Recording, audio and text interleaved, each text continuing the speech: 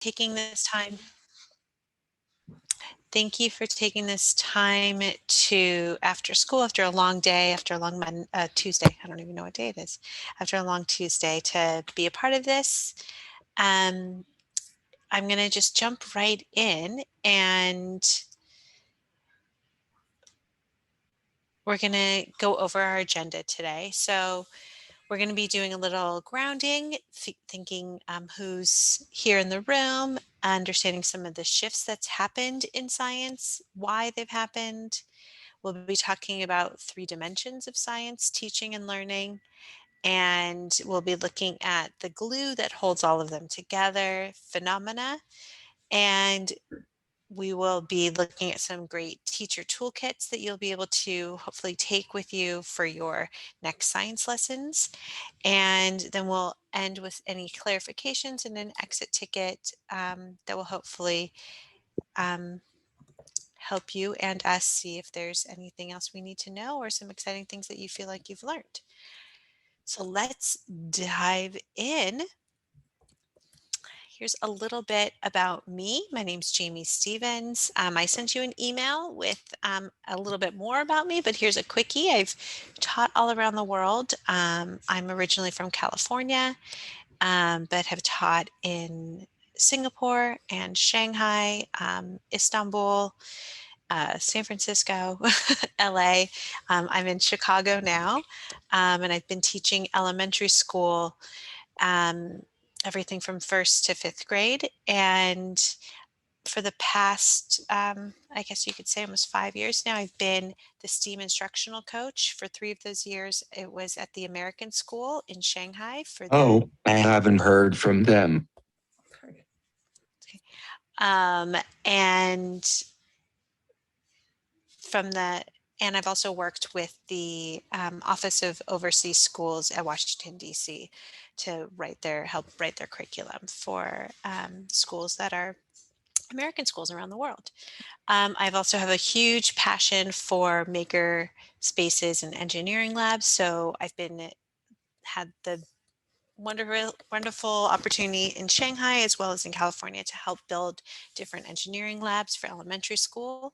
And right now I'm a mom, a new mom. My daughter is 3 months old, and we've just together as a family love adventuring and travel. So I've been everywhere. My husband's from Australia, so you can see that photo is me kayaking in Sydney in front of the Opera House. So that's kind of me in a nutshell, and hopefully we can learn with each other today. I'd love to know who is in the room, and kind of some of your background around science thinking and learning. So if you could introduce yourself, what grade level you teach, what school you're currently at, and then one of the following of these. So it could be any of these 4. Make sure you can see, hopefully you can see what we have here, but either a memory of science learning, something recently that, or not recently, and that's made you wonder or why it's happened, something about science and engineering, what's important to you for your student, for your children, and in regards to science and teaching, something you may want to know more about. So any of those 4, give yourself kind of a minute to decide which of those 4 you would like to share. And take some volunteers if anyone would like to start to do their share out. If it's not quiet or conducive to share, you're welcome in your space out loud. You're welcome to type it in the chat box. I'll start. Hi, everybody. I'm Bailey. I'm the research assistant for the ESCOLAR program. I am also a physical sciences content developer. I love physics. I love science so much. I love science since I was a little girl growing up in Florida. And one fun memory of learning science that I have was harnessing the Florida sun in a solar oven to bake bread for my class. I just thought that was so cool that you could do something so passive, just setting something out in the sun, but at the same time, having it achieve something useful to share with everybody. That stuck with me. I love that.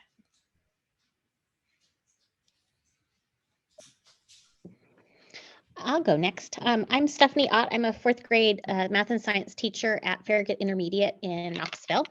And I remember when I was younger making oobleck with my class and just wondering how it was able to change properties so seemingly instantly and what made it do that. When I think about science and engineering, I just want students to know that the possibilities are endless and that they can do whatever they set their minds to.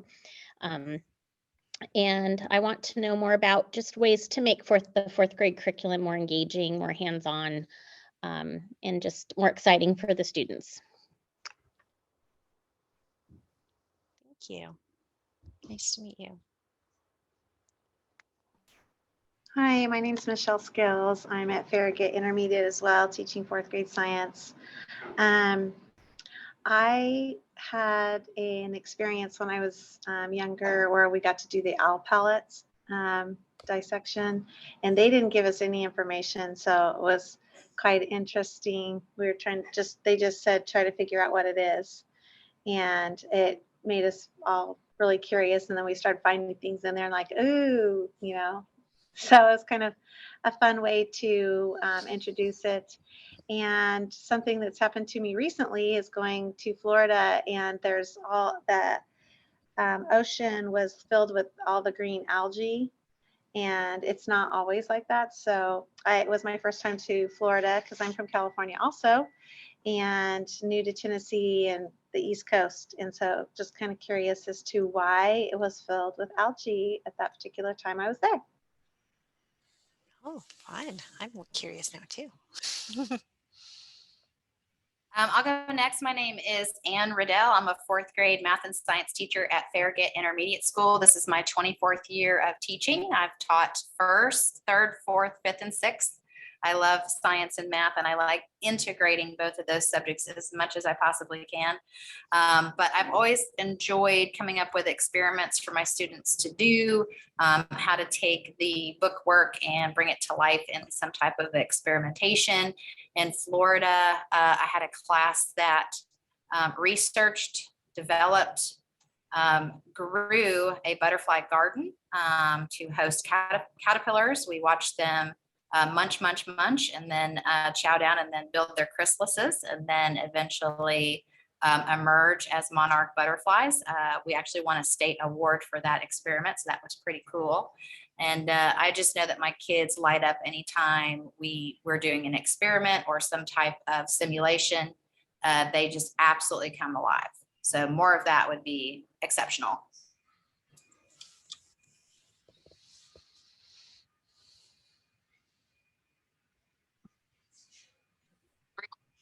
Am I the only one? There's a few more, I think. My name is Becca Moore. I am a teacher at Farragut Intermediate School, 4th grade. Is my first year in 4th grade, so I'm excited. I've spent a lot of years in 3rd grade, so it's a big transition for me. One memory I remember in science is making the volcano with the baking soda. So that's the one that stuck out in my mind the most, of making the volcano erupt when I was younger. What I want to learn is just how to make science more interesting for my 4th graders. And I'm new to this grade, so just finding some great activities that I can use to engage my learners. And so that's just kind of what I'm wanting to get from this. So thank you. Hi, I'm Christy Gallagher. I'm from Farragut, also 4th grade. One of my biggest memories, I guess, of teaching science is doing the Mentos and Coke experiment and running full-fledged into a pole with my students missing the whole experiment because they watched me hit the pole. But something that I guess that kind of bothers me just about science is Knox County has us under so much pressure to finish the standards just because of T and ready testing, that a lot of times we are under such deadlines and timelines that the fun is taken out of science. And I kind of want to learn how to put that back in and still get through the curriculum. And it's becoming a harder balance every year. I feel you on that one. Yeah. I feel you on that one. I mean, I've been coaching and teaching around the world, and it doesn't matter. Elementary school has a hard time getting all the science standards in, because it's just a lot going in there. So I understand. And I just think our job should be more promoting kids that want to be scientists and want to go in the science fields and make it so fun instead of rushing them through a curriculum. Well, hopefully you can see kind of how that works with this as we go through and what those shifts look like. And it'll be kind of an exciting time for elementary students, because it's beyond just fact learning, which we'll figure out in a bit. Did we get everybody? Fatima, are you the last one? Is there anyone we've missed? Amy, did you get a chance? I want to make sure I didn't leave anyone out. I can go next. Okay. Hi, everyone. I'm Fatima. I'm a research associate professor at the University of Oregon, which is where we host the project ESCOLAR, the one you are participating on. It's a project funded by the Office of Special Education Programs. And I'm the principal investigator for this project. My focus is more on research. So I'm the one that collects all your student data, analyzes, write the reports for you, and publications and all of that. That's the fun part for me, the numbers. And when I think about science and engineering, it is important that my child is engaged and she has hands-on learning activities and that she answers her own questions.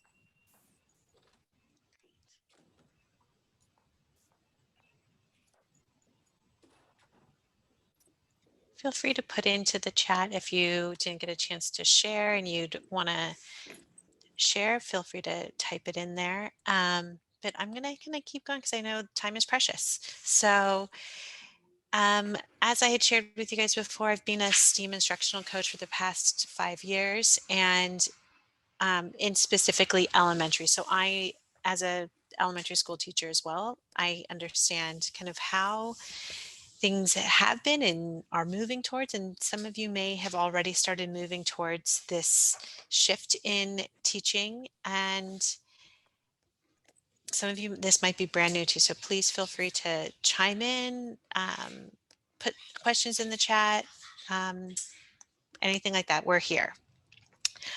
This is a preview to the exit ticket. I've actually sent it to you as in the email as well, and I'll put it in the chat at the end. But keep these in mind as we go through things. What are some wonders maybe that you have, instructional shifts that you're excited to use, or questions or clarifications that you might need? Okay. I'm going to jump right into the why. Why are we changing the way science is being taught? And like many of you, I had a chance to do a lot of really great activities as a student, as a teacher. And I was able to do things like, I think I remember in 6th grade, I had dissected a frog. And I was like, cool. And some kids were like, no, it's gross. Another, someone went to the nurse. It was very dramatic. It was a dramatic activity. I remember it being. But I couldn't tell you right now why we did it. I just know we did it. And it was a thing you did in 6th grade, and every 6th grader knew that it was coming. And so I want to kind of throw it back to imagine if we were teaching our child to learn a sport like swimming. And I have a new daughter, as I mentioned to some of you, and if I was going to be teaching her to swim, I might read some books about swimming. We watch a YouTube video of Michael Phelps swimming, and maybe even do a really fun like brain pop computer simulation of like how to be a safe swimmer. And then I decide that's good. We've learned about swimming, and then I toss her in the pool and see what happens. We all know that the chances of her learning how to swim by just reading a book and watching videos is probably slim to none. She might have some understanding, but she actually needs to physically get in the pool.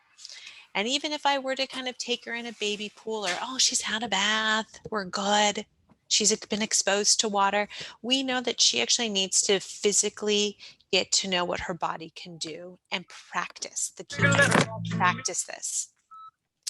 So if we're not practicing science, are we really learning how to be a scientist? If we're not practicing swimming, are we learning really how to be a swimmer? And that's kind of I want you to keep that idea in the back of your mind and understand that when we're learning about science, oops, I'm jumping. The changes that we've made and the things that you'll see in this program are very specific to adding more of the doing and adding a lot more technology and engineering. It's really around the making sense of the world. So back to my example of the frog I dissected in 6th grade. What was I making sense of? I don't know. I was told to dissect a frog and put the pieces on a chart and label it. And I did that. But I don't know what it was teaching me besides a frog has parts. And I think I remember it ate something and you were excited if you found something in the stomach of the frog. But right now, to encourage students to not just learn science so they can be a scientist, but to be able to engage in the world of science. So everything from information that's coming to them about, the new diet fad or a vitamin that's coming out or anything like that. They need to be able to have the science where for all, to make sense of that and make decisions for themselves. So making sense of the world, things that you've seen around the world that you are kind of like, oh, wow, we want our kids to say, oh, wow. And how does that happen? Right? More than just, cool, I've passed by this amazing piece of engineering and I have no questions about it. We want our students to be thinking about questions, thinking about the patterns that they notice. The example of someone seeing the algae, be like, you know what, I've seen the ocean before. This green algae is not a pattern I've noticed in oceans. This must be different. We want them to think about these things. So it's more than just science for the fact of learning science. It's really explaining how do scientists do science. And that's what we're going to be learning about today is what do scientists do in the real world and how are we going to replicate that in our classroom to have them see this is what we do as scientists, or this is what we do when we're understanding the world around us. So with that, I have a little bit of a, excuse my voice, a little grounding activity. So I sent it to you in an email, but I'll also put it here in the link. Or Bailey, can you put this email Just in put the it there. link? Thank you. I appreciate it. And it gives us the things that kind of science we would maybe traditionally have had in the past and we would like to see maybe less of. Doesn't mean it's like gone. It just means it's less of. And the opportunity that there's so much opportunity now to engage our students in science and what that would involve, what that looks like to have more of that. So what I'd like for you guys to do in this document, you're going to see that there's 2 columns, and on one column, if you put either an exclamation mark or a star or a question mark, just do one of each or more. To say, here's something that really excites or surprises me. Maybe something that you find really important to you as a teacher. And a question mark to anything that you're like, I have a wonder about this. Like, what does that mean? Or what does that look like? Or what would that change in my learning or my classroom? So keep that in mind and go ahead and go into that document. I'm going to pull it up here.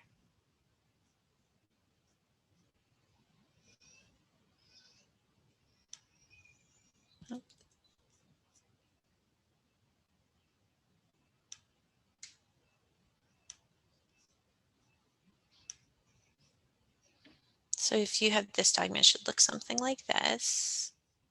Thanks, Bailey, for putting that link in.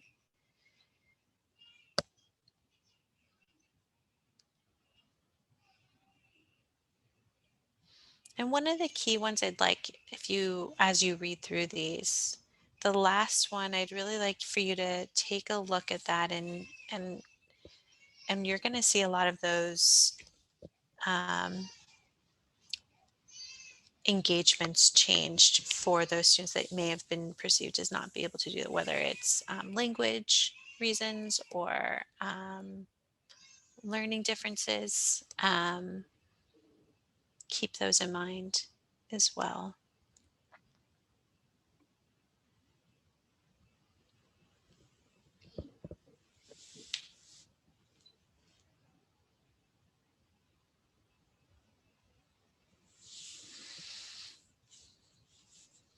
Thanks for everyone who's engaging in this. I appreciate it.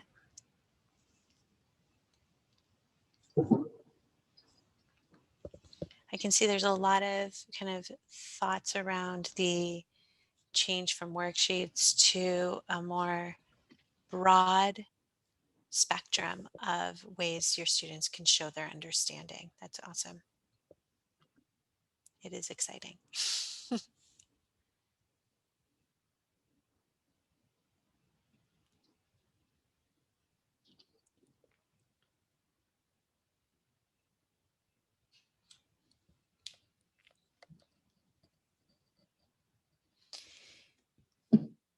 How has, I mean, you don't have to answer unless you feel comfortable you want to answer out loud, but I wonder for some of you, especially those that maybe have engaged in the NGSS or new science learning or the new standards, how has some of this shown up in your classroom, or what does this look like in your classroom?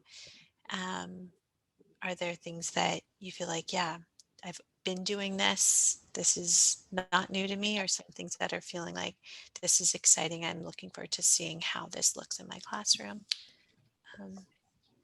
The new science series that we're using, well, not really new, we've had it for several years, but probably my favorite thing about it is the Paige Keeley probes that come with it. One of them today that my class talked about was somebody was getting tired of the fish in their fish tank. One was getting too big, and so they wanted to get rid of it. And he was trying to figure out what to do with it. And so they were arguing it's okay to release it into the ocean, or no, it's not okay. And so I like using those at the beginning and the end of the lesson, just to get them to think about it first, and then come up with who they agree with the most, and then see how their thinking's changed at the end. Yeah. Yeah, that brings in a lot of the being able to discuss and strengthen a claim with evidence. And we're going to get into how students, no matter what age, I had kindergartners creating claims with evidence and data. So this is something that they are doing. It's a bunch of different answers, right? Like your fish example, you know, it's not one specific answer. Yeah. Anyone else want to share some connections that they have with what they're reading?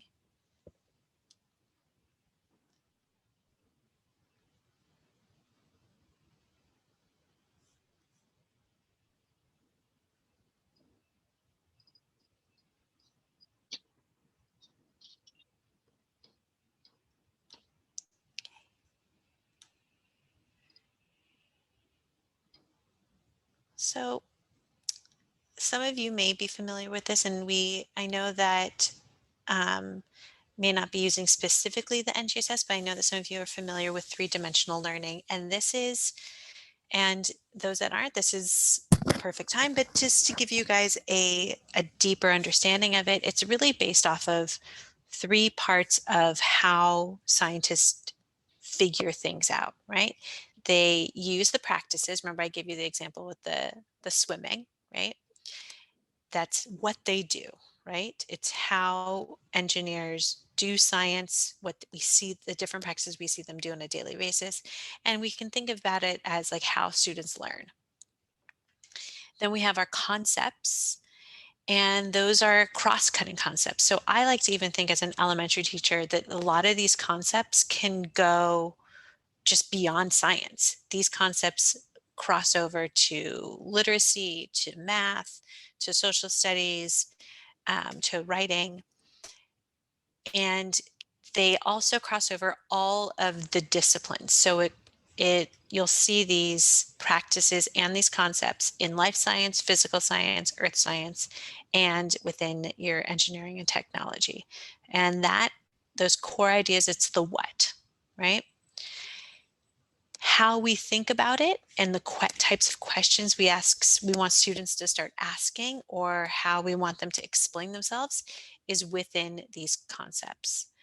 I'm going to start off by talking a bit about the practices, because I think a lot of the times we forget that students are coming in and they haven't practiced these things.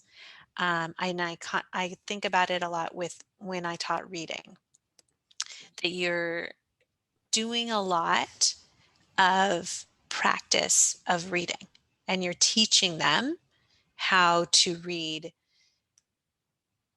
with inferences, or you're teaching them how to decode words, and you're really showing them specific skills and modeling those practices. And in science, we have to do the same thing. We can't assume that students know how to draw a scientific model. There are so many different types of models. There's physical models, there's math models, there's drawing models, there's scaled models. What is it that they're drawing a model of? We have to actually teach them how to do it. Same thing with asking questions. Sometimes I remember some teachers being like, oh, my kids' questions are horrible. Oh, and you're like, yeah, they haven't learned how to ask a good question yet. We need to model some good questions. We need to help them revise their thinking to turn them into good questions. If any of you guys are doing the fourth grade Holmes unit that's coming up with ESCOLAR, there's a whole piece around turning our things that we don't understand into a question. Like, oh, I don't know why all of these roofs look different. Okay, so if you can't answer the why, then that turns into a question. Like, oh, I wonder why all these roofs are different. You think about things like that you've seen out in the world. You're looking at that algae example that someone gave, and you could say, I don't really understand that. Okay, so if you can't explain it or give a good claim as to why it's happening, turn it into a question. But students need to learn that that's how that works, how to come up with an investigatable question. And that throughout these units, they are the ones coming up with the questions. We're not feeding them questions. We're not saying, like, here's your question for today, get ready to answer it. We're giving them the opportunity to wonder, and to take that wonder and say, well, what do I specifically really wonder? What do I want to know? And how am I going to find out? Right? So what we used to do was, I think it was the scientific method. And that was a process. Like, you do this first, then this, and this. And in reality, that's not what scientists do. They do pieces of that in conjunction with other things, and it's in misorder. They might have a hypothesis halfway through after getting some more data about something. It's not as linear as it used to be. So I want to give you an example of a student that's working. He's a third grader, and I want you to watch this video. And what scientific behaviors do you notice this student practicing? And you might also notice some things that are teachable moments for these practices that he needs some direct teaching with. Okay. Bailey, let me know if you cannot hear for whatever reason.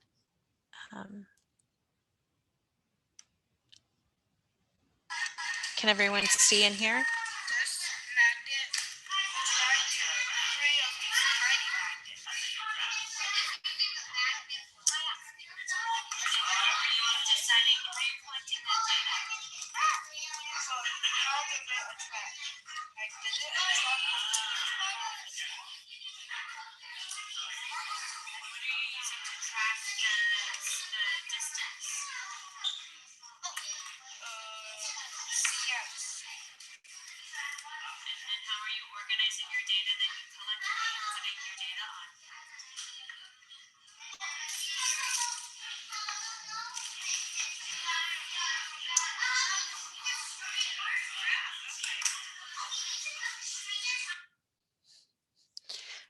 So thinking about that, I'm going to go back to these. What practices do you notice this student using in his investigation of magnets? So if we think about the what is he learning about, obviously it's magnets. And he's practicing a bunch of different things at the same time. So this is where things kind of weave in. Yes, Michelle, please. Measurement, graphing. Yeah, measurement and graphing. So the practice around using mathematics, right? So we're saying like scientists use mathematics. Anything else? Conducting investigations. Yeah, he's developed his own investigation. His question for himself was, how far can I get one magnet to attract to another, right? So he's conducting this investigation. He started with one of those little powerful magnets. He's added another one. He's like, okay, how far can we go? And he's also been using he's trying to use data. He's trying to collect that data. And you might have noticed there was a teachable moment in there where he was kind of going, I know what I'm doing. I just don't know how I'm organizing it. And he had like 3 different graphs going on and wasn't sure how to take that information and organize it so that he can communicate that information. So if I were in that classroom with him, I'd probably say, okay, let's directly teach some understanding of how we collect data, different types of data, and how do we use that data to communicate our information. So that's the idea behind the practices. It's what scientists actually do. It's really fun, and it gives us a chance to see students in action, but also have a mark of what we want them to do. So we're not just saying like, go off and do science, but we're looking for specific like key activities that we see them do, key actions, right? Similar to what we do in math, we teach students how to use manipulatives, right? We teach students how to read and infer. We want to do the same thing. We want to teach students how to do these practices. Okay. Any questions about the practices or ones that you think maybe, is there something missing? I know that I've spoken to teachers before and they go, where's the hypothesis? And that goes into that argument from evidence and conducting investigations. It's all up in the mix of those two. But is there anything that you feel like is missing from here?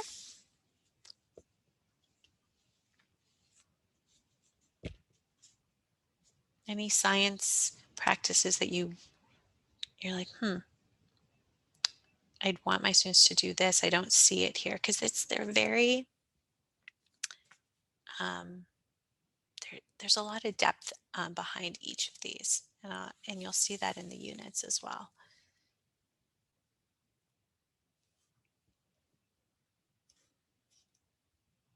Okay, I'm going to move forward. So the practices, like I mentioned, this is great for elementary, and I used to love kind of reminding my students saying, hey, in writing, we're arguing with evidence.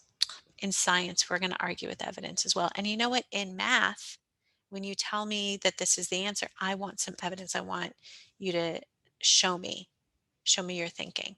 So we're constantly asking them to do this. Why not let them know that we're doing it across all of those disciplines? Same thing with coming up with reading and speaking with evidence, right? Obtaining and communicating information.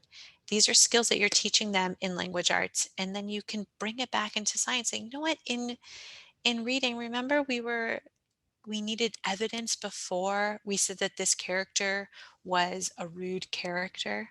Well, you need to do the same thing before you just state something in science. We need evidence.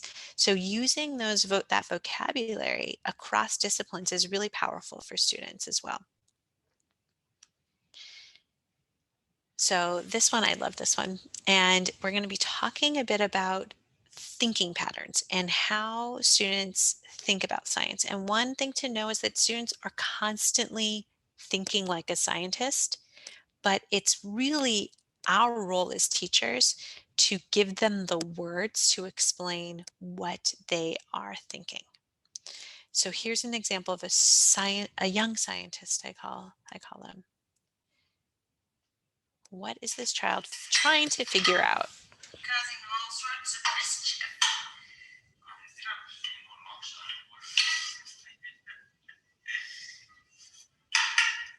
All sorts of mischief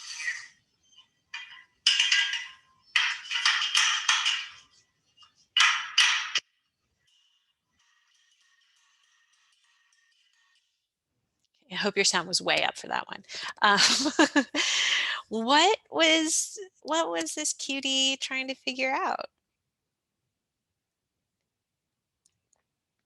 He's being a scientist. He's trying to figure out something. I wasn't hearing too much, but I think he was just trying to experiment with the different sounds from each different pot or pan he was hitting. Yes. Yeah, there was a lot of sound figuring out, definitely. Anyone else want to add to that?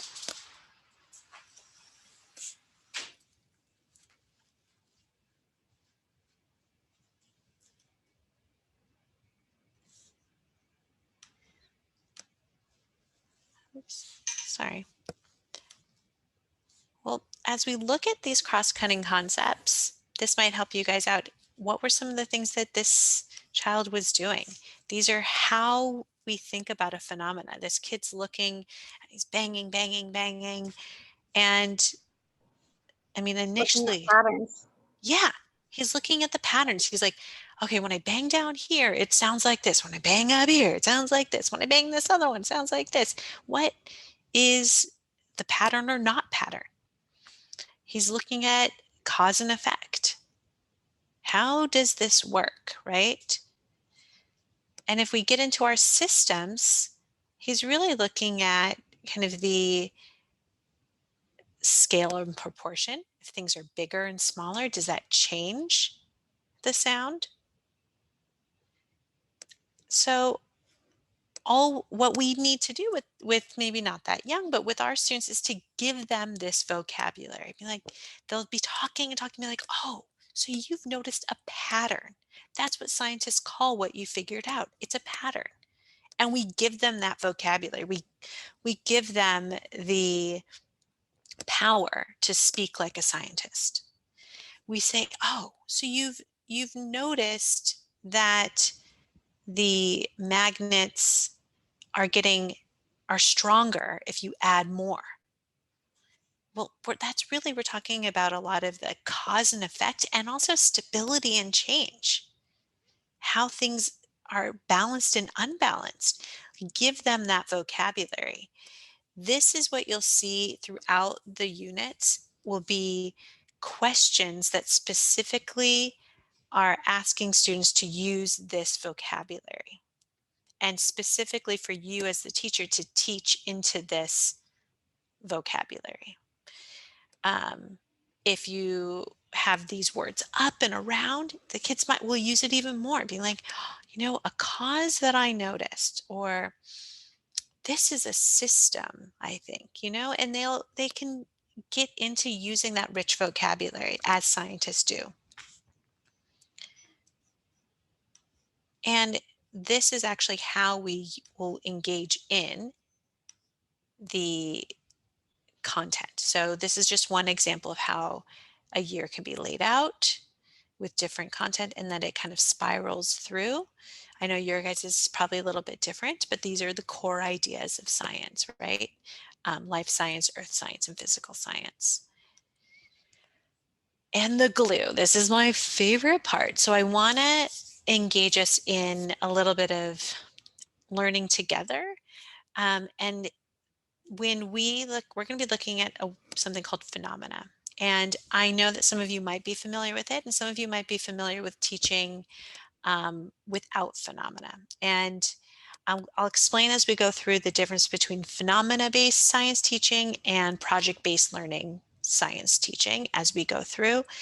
And as we do this, I would love for you to just pop in your questions, things that maybe you want to know more about. And this, when I learned about phenomena teaching, when I started diving into the new NGSS, it just made me so happy because it's the why. It's why are we doing this? And I go back to that frog dissection I did in 6th grade, and I had no idea why I did it. I just knew we did it and it was cool, and I remember it and I loved it. I cannot tell you what I learned from it. And I don't know why we did it. I assume it had to do with something about body systems. Or it could have been about food chain and what the frog ate. I don't know. But this phenomena gives us the chance as teachers to create a base for our students and a buy-in for our students and something that is equitable, that everybody has experience with, not just someone who's been somewhere at one point and seen it. So phenomena is really important to make sure that we are engaging in science as scientists do. You'll notice that in engineering, it's phenomena-ish. It's more around problem-based. So a lot of the time engineers will look at a problem and try to solve it, whereas scientists are looking at a phenomena and trying to understand why it's happening. So if in case your students are wondering the difference between the two. But here's some examples of some phenomena out there in the world. Why are homes different around the world? This is a big question, right? Why do dead things disappear over time? Right? You got to, like, the roadkill was there and the next day it's just bone, not the next day, but maybe the next few weeks, it's bones, right? Fossils are an absolute phenomena. There's a mega penguin that's the size of a human that they found. And it's like, what happened to it? Why aren't penguins the size of humans anymore? And even something as simple, seems really simple, but it's so complex of a phenomena of like, where did our water come from? Right? How do we get clean water every day? And we can see this in the news because there are places in the world right now that do not get clean water. Why? How do we easily open up a tap and have water? Right? Where does our dirty water go? So this phenomena is the base. And I'm going to take you guys through an example. And I want you to imagine you're walking with your kids or your class or just yourself in your curious mind and you see this at the pond. And you're like, what? Walking on water? That's amazing. And what we do as teachers now is we may give them this big, kind of bigger question. Oh, how does that happen? Right? But then what we want to engage them in is something is called a driving question board. And this is one of our first tools in our toolkit. And we take the big phenomena, and even in a unit, you might have a giant, what we call an anchor phenomena, and you might have little ones along the way. Let's pretend this was an anchor phenomena. And I'm going to send you guys a link, and I want us to come up with together different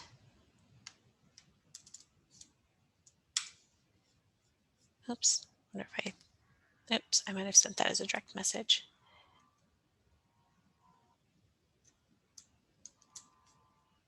Did everybody Ready? Here we go. I got you. So here's a Padlet that I started in. So as you are looking at this, and let's pretend we're our students, what are some questions or wonders that you have?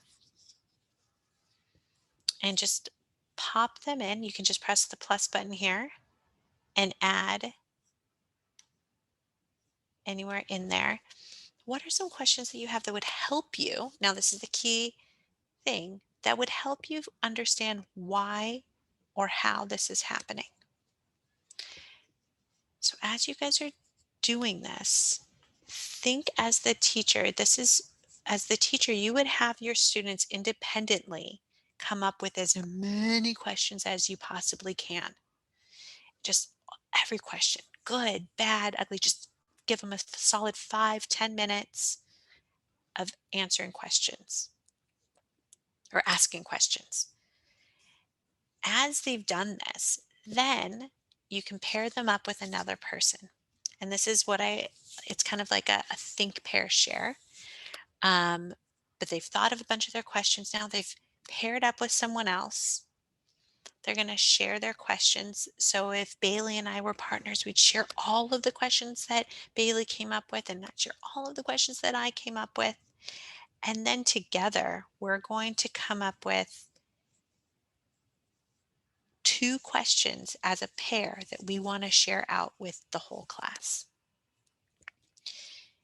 What happens when we do this driving question board is now Bailey and I are sharing our 2 questions. It could be 2 from Bailey's list. It could be 2 from my list. It could be 1 from each of our lists, or it could be 2. It could be a question that we both came up with together.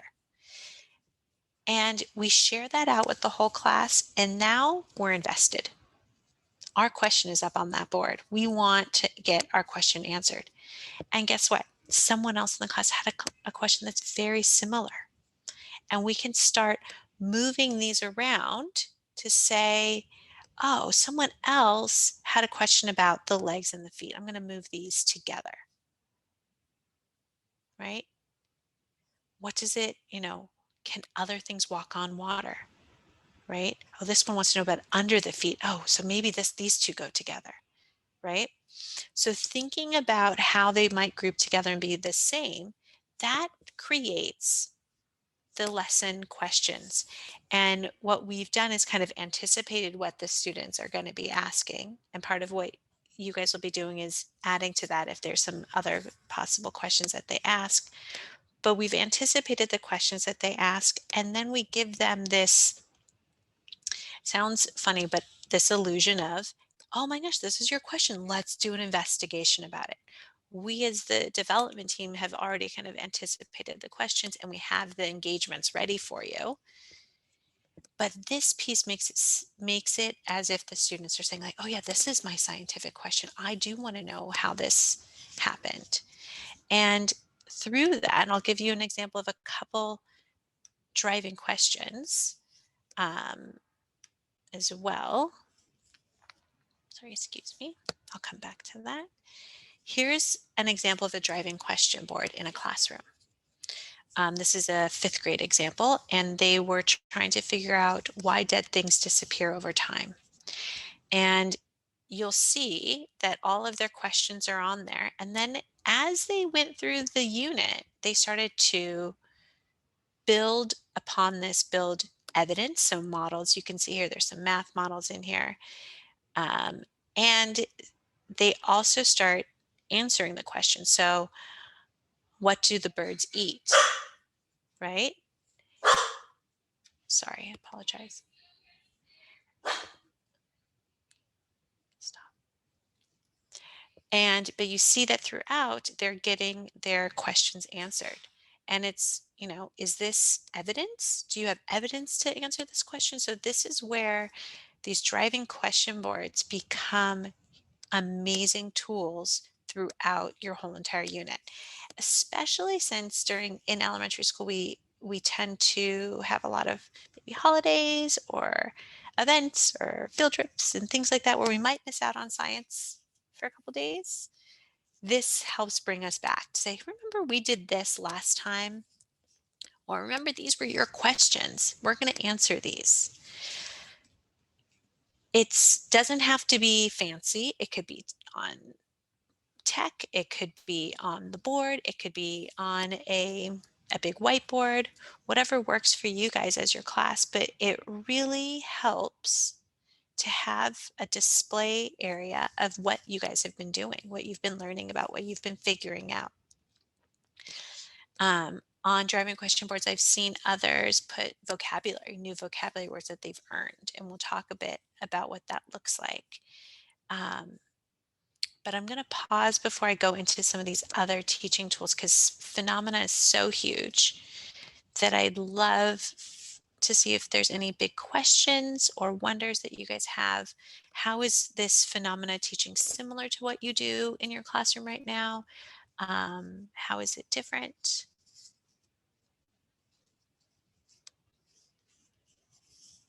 What does it make you think about?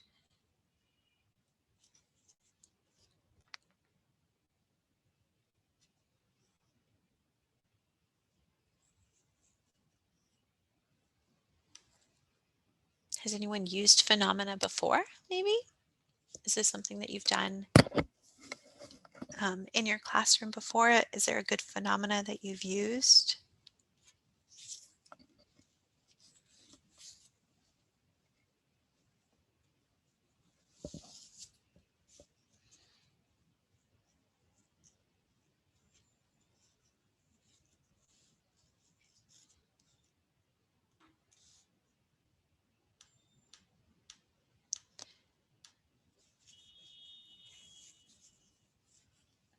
One thing to think about with phenomena that I've worked with a lot of, the school that I used to teach at was a project-based learning school. And so when we moved to phenomena-based science teaching, it was a real big shift.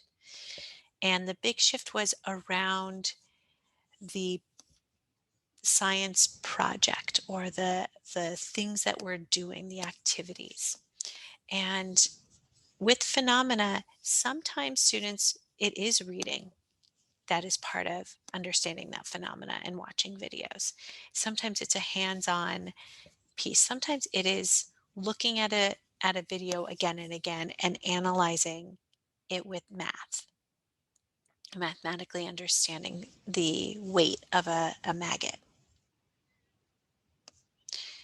So with project-based learning, it might be more of like a project, something that we're doing to solve a problem or to build or to create, to show, right? To have a piece at the end.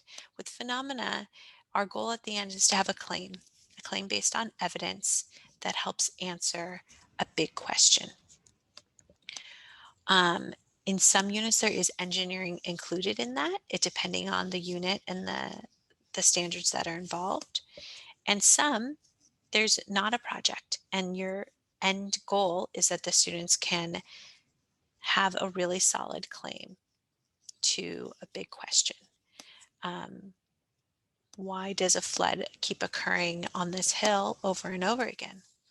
Well, you're not going to have a project at the end. You may not. But you really want your students to just have a claim to be able to explain it. That might involve drawings, that might involve pictures, that might involve math scales. So the big difference is kind of your end product that you'll see. If we go back to how we also look at phenomena-based learning is around a summary chart. And I'm going to show you, you can kind of create a summary chart based off a bunch of different things. I'll send you guys, I'll have Bailey send you guys this link to explain kind of what it looks like and what we do. But here's an example of a summary chart. And it really helps summarize what we're doing. What was the activity? What did we notice? Questions or things, what do we think happened? How do we think about it? And how is it connected to our phenomena? If we go through, you can see there's a lot of different ways to do it. Again, digitally on a big board, Each activity can have its own poster, however you want to do it. I've done it with kindergartners where it's just one activity is one anchor chart. And I've done it with fifth graders where they come up with their summary chart and we just have it digital. So it's whatever you want, but you're going to see this throughout your unit is the summary chart. And what that looks like can be up to you, but the importance of it, the importance of how we put it together is the key. So what you really want is you as the teacher, you're leading, you're facilitating, and you're saying, okay, here was the activity we did. And at the end of the activity, what did we notice? What did we observe? What did we learn? And then how is this connected to our phenomena, our big question? If you wait to the end to do all of these, it loses its luster. This helps at the end, especially if your science timing is fragmented and you don't have enough time to do it all the time. What is great is that you can come back to this and say, hey, remember we did this at the very beginning of our unit weeks ago? Because you had a kid that was absent, or you had someone who someone who was at the nurse, and whatever it was, someone's going to miss something or not remember. But this is your kind of whole class journal, and it creates what we like to call consensus. So even if as a class there's one kid goes, I didn't see the water moving. Okay, but everyone else in the class saw the water moving. Maybe you didn't, for whatever reason, you blinked in that moment. We're going to come up with consensus and we're going to agree that this is what we noticed and this is what we learned. And that takes away the deterring things that happen sometimes with not just elementary school, with science in general.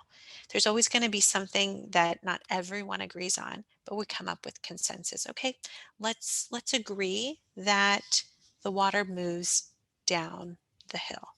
I taught a second grade class, and we were doing a whole thing about how water moves, and they were adamant that the water goes through this giant rock mountain. I was like, I understand why you think that, because they've been working with sand. And I said, but can we get the water to go through this rock? And there was one kid that was just adamant that the water's going through the rock. It's wet. He's adamant. Everyone else got it. We decided we're going to come up with consensus, and our agreement is that the water cannot go through this particular rock. That yes, sand, but sand is a bunch of little rocks, and I could have sat there and argued with him for hours. He wasn't going to change his mind.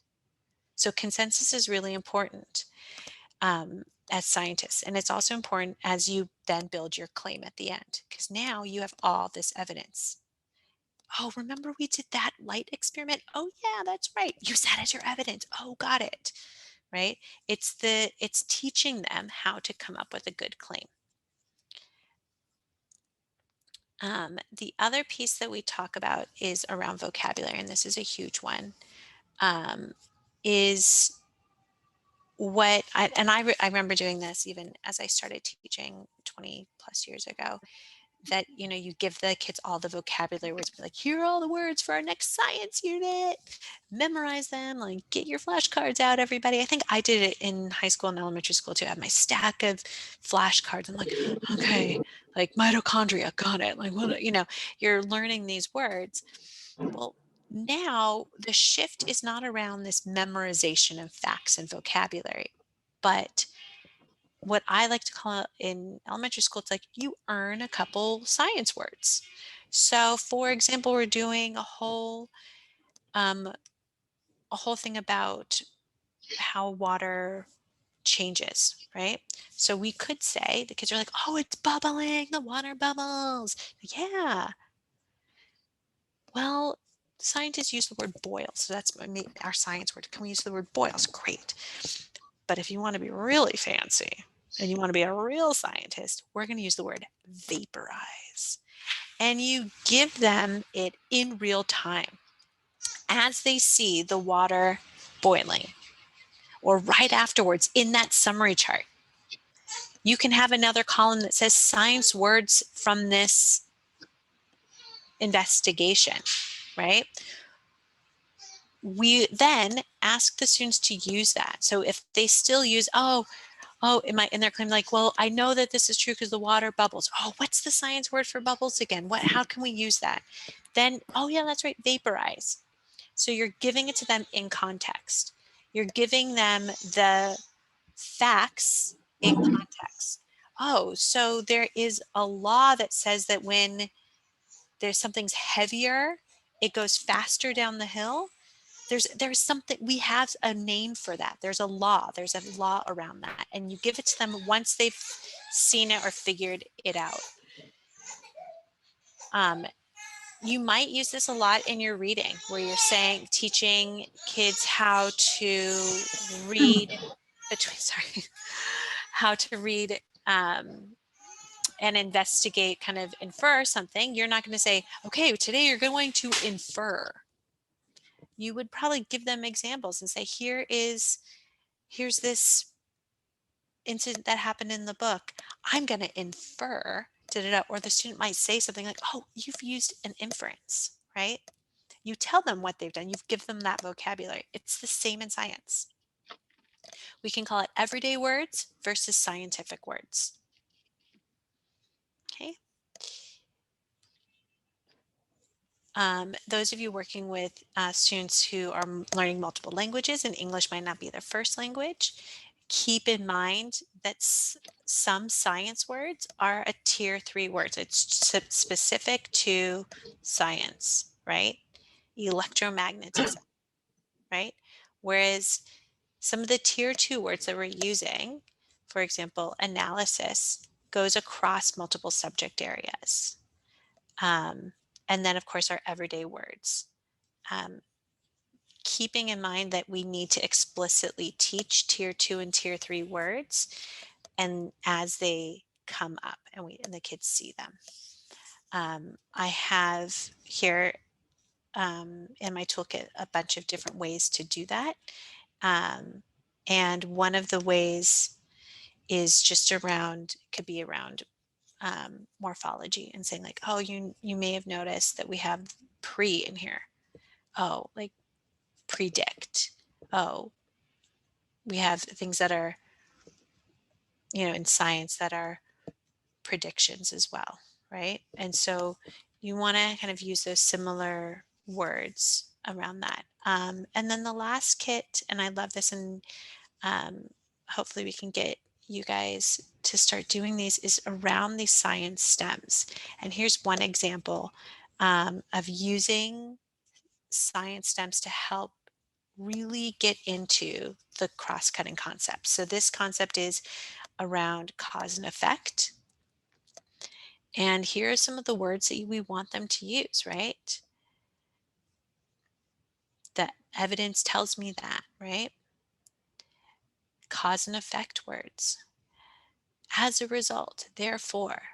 So blank causes blank by blank, right? Giving them a lot of these words and some of these vocabulary helps students be able to speak and talk and discuss like a scientist. The other one is around how do we actually talk with our science partners? So how do we share ideas? And some of you might use the same type of thing in math, right? I used to use this all the time and say like, okay, you might not agree, right? Or you might not be sure, right? So then you share your idea, and maybe your partner is going to say, oh, what do you mean by such and such? Or could you explain more about blank? And teaching students to have this scientific discussion, it seems a little robotic, but they need to learn kind of that process of what that looks like so that they can then use it freely. If not, then you're kind of just asking them just to talk back and forth to each other without any real substance.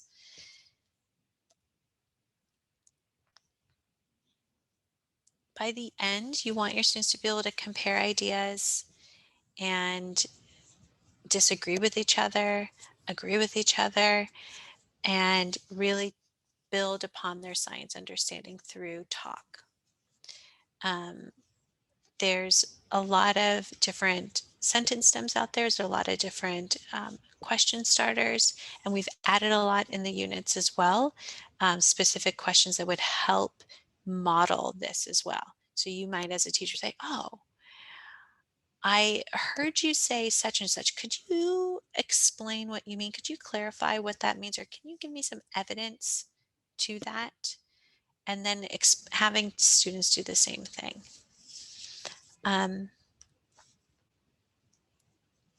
Again, I can't reiterate, it's really explicitly teaching them how to do science and how to think like a scientist with the content as your core, with the phenomena as your glue.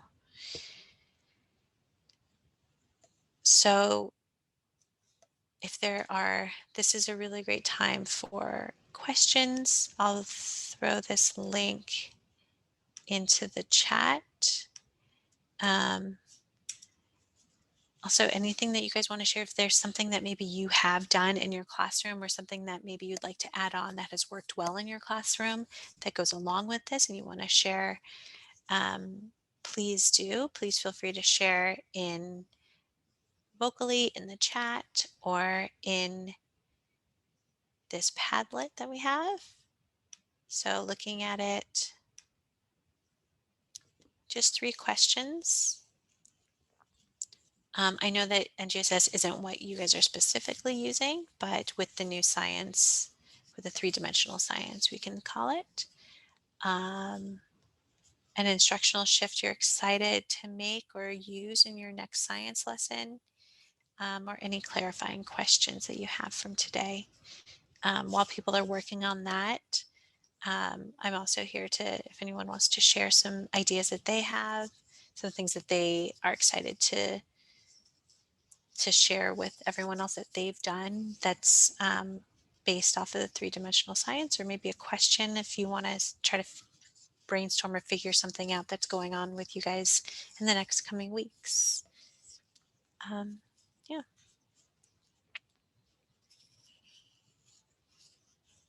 Did everyone get this link? I put it in the chat.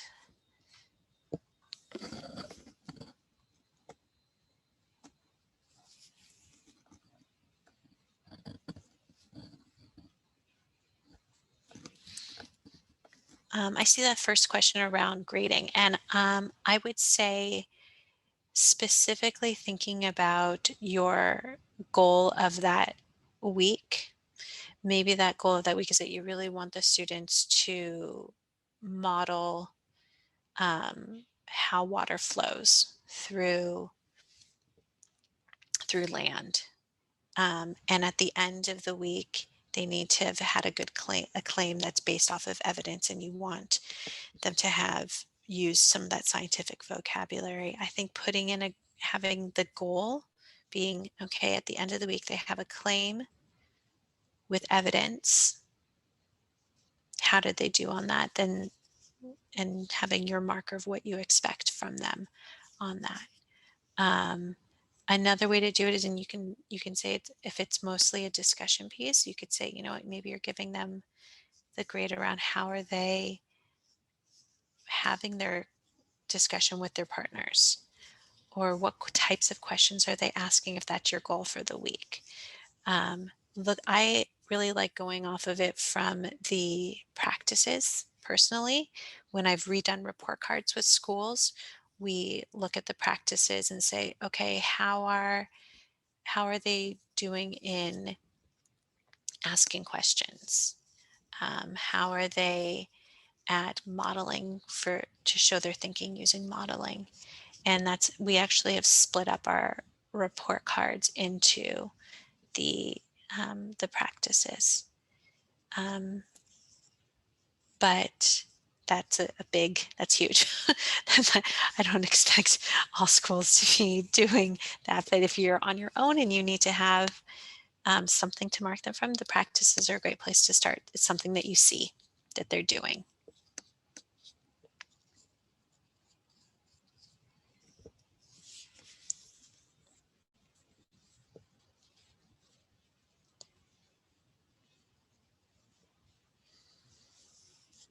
just want to open it up to any kind of other wonders or thoughts, things that you to be able to walk away right now feeling, I really want to know how this looks or this works, or maybe you have something to share. There's a wealth of knowledge in this room right now and years of experience. So if you guys have some examples of things that you've done that's worked really well for your science teaching, please share as well.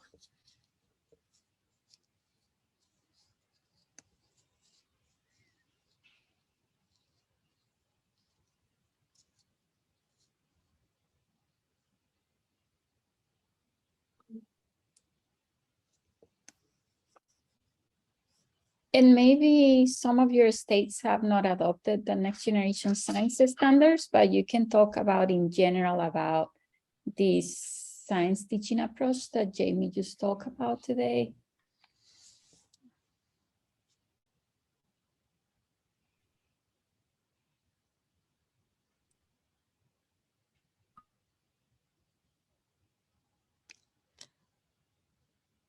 Well, as you work on that, I'm going to leave you with one of my favorite scientists and what he says about teaching and learning and kids in science. So take a minute and enjoy. Volume up, please. Kids are born scientists. They're always turning over rocks and plucking petals off of flowers. They're always doing things that by and large are destructive. And that's what exploration kind of is. If you take stuff apart, whether or not you know how to put it back together, this is what kids do. An adult scientist is a kid who never grew up. That's what an adult scientist does. So what happens at home is the kid reaches in the refrigerator, pulls out an egg, and starts juggling it. What's the first thing you do as a parent? Stop playing with the egg. It could break. Put it back. Excuse me, this is an experiment in the material strength of...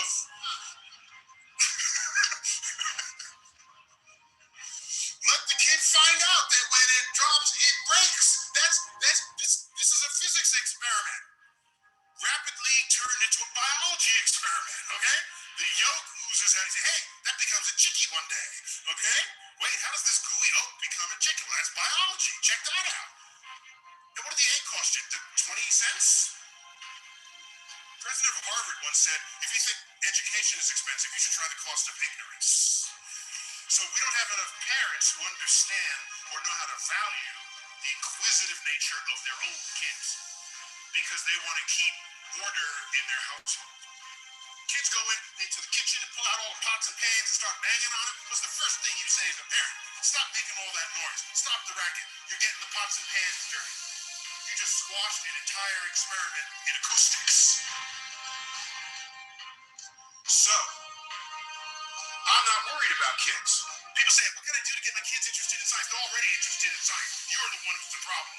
Almost my entire professional energy is focused on adults because they outnumber kids. They vote. They run the world. They wield opportunities. Kids will be fun. So, I know it's very dramatic, but the message being your kids have, Scientists. that your kids have it in them. They're already curious, already excited. And what we are doing and we're hoping to do is take that curiosity, give it names, and empower them to do something with that curiosity, not just walk away from it, not just walk by the bug that's floating on the water and not wonder how that happens. So I hope today was informational for you. I hope you feel empowered, and I'm always available for questions. I think you guys all got my email. I'm happy to share any other resources that you've seen, or if you want some other ones to help in your classroom, let me know. And Fatima and Bailey, I don't know if there's anything you need to do to end our session today. Yeah, thank you all so much for coming. Thanks for being here. I'll be reaching out over email to just share a couple links that Jamie went over today. We'll also be talking about our next meeting so we can finally launch this 4th grade unit. right. Thank you guys all for taking your time. I appreciate it. It's been a long day, I'm sure. So go home, drink some water, have a rest, enjoy your day. Thank you. Thank you. Thanks, everybody. You. Thanks, Jamie. Thank Thank you.